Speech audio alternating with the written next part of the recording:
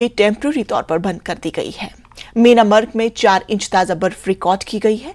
यहां अब मौसम में बेहतरी आ रही है। कल शाम को अचानक बर्फबारी से करगिल सोनमर्ग रोड दरेई जोजिला में भी बर्फबारी की वजह से आरजी तौर पर बंद की गई थी। जोजिला टनल का काम जारी है। करगिल जंस्कार रोड भी टेम्पररी तौर पर बंद कर दिया गया है। दोपहर 1 बजे के बाद मौसम में साफ हो गया है। सर, हम इस वक्त गमरी में हैं, गमरी शॉप 2 पे। यहाँ पे टनल का काम चल रहा है जोरों से। काम में कोई रुकावट नहीं है, लेकिन बर्फ़ काफ़ी हो गई, लगभग 6 इंच बर्फ़ आ गई है। तो 6 इंच बर्फ़ में भी यहाँ पे काम चल रहा है सर। तो काम ठीक ठाक चल रहा है, बाकी सारे वर्कर सेफ हैं, कोई दिक्कत नहीं है। लेकिन जोजिला रोड इस समय बंद है।